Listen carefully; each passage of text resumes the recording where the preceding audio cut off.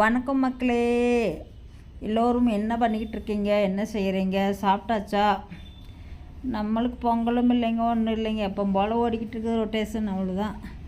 உடம்பு நல்லா இருந்தால் தானே பொங்கல் இன்னொன்று எல்லாமே சந்தோஷமாக செய்ய முடியும். எதுவுமே இல்லைங்க. நீங்கள் ஹாப்பியாக பொங்கல் கொண்டாடுங்க. ட்ரெஸ் எல்லாம் போட்டுக்கிங்களா? நீ கரும்புலாம் சாப்பிட்டீங்களா?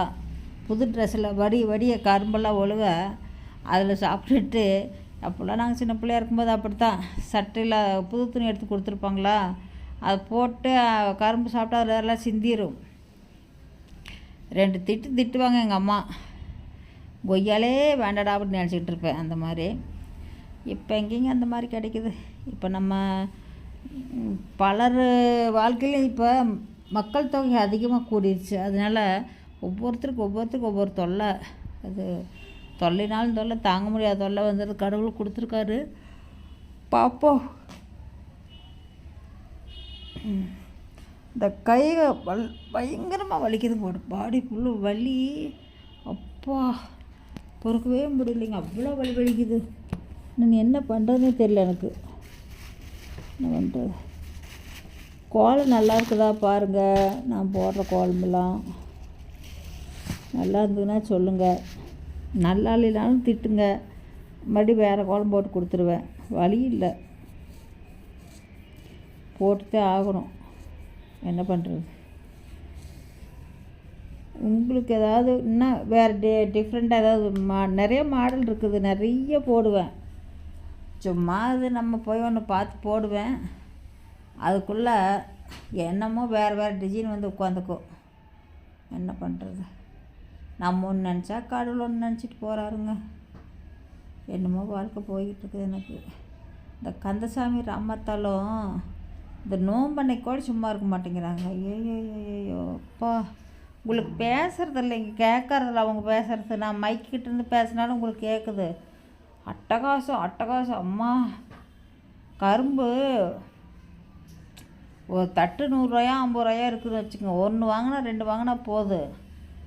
ஒரு செம்ம ஃபுல்லாக ஒரு லோடே ஏற்றிட்டு வரணுங்கிறான். அவனுங்க என்ன பண்ணிட்டு, அதுக்குன்னு ஒரு காட்டில் போய் கரும்பு காட்டில் போய் நம்ம காரை கொண்டு நிப்பாட்டி வச்சுட்டு அவங்க கூட சண்டை போட்டுட்ருக்கா. அப்படி கரும்பு வெட்டி கொடுங்க எங்களுக்கு வேணும் அப்படின்ட்டு. அவங்க நம்மளுக்கு தெரிஞ்சவங்க, அதனால் அவங்க சரி என்ன பண்ணுவாங்க, ஒன்றும் சொல்ல முடியாத பாட்டு கம்முன்னு படக்குன்னு முடிச்சுட்டு இருந்துக்கிட்டாங்க. கொஞ்ச நேரம் சொல்லி பார்த்துருக்காங்க.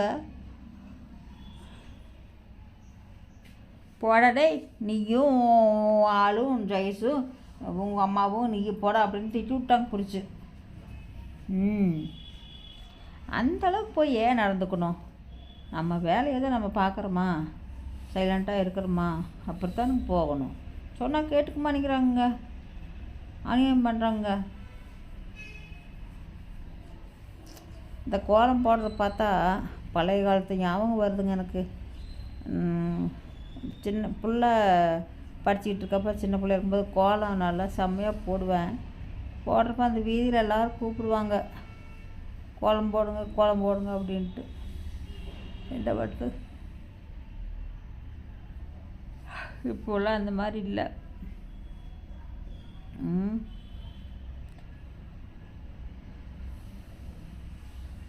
என்னடா கடவுளே, இந்த கோலாட்டமாக இருக்குது.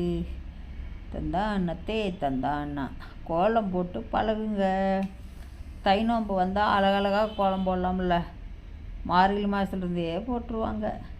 இன்றைக்கி தை நோம்பு வந்துருச்சு எல்லாத்துக்கும், போகி பண்டிகை. நமக்கெல்லாம் ஒன்றும் இல்லைங்க. சரிங்க, அது ஒரு பக்கம் இருக்கட்டும். கோலம் பிடிச்சிருக்குதா, நல்லா இருக்குதா இல்லையான்னு கரெக்டாக சொல்லிடுங்க. இல்லை இது கொஞ்சம் நல்லா கிராண்டாக வந்திருந்தால் நல்லாயிருக்கும், இது கலர் சரியில்லைனாலும் அதையும் சொல்லுங்கள். எதாக இருந்தாலும் டக்குன்னு சொல்லுங்கள். கூச்சமெல்லாம் பட வேண்டாம். பார்த்துட்டு லைக் பண்ணுங்கள், சப்ஸ்கிரைப் பண்ணுங்கள்.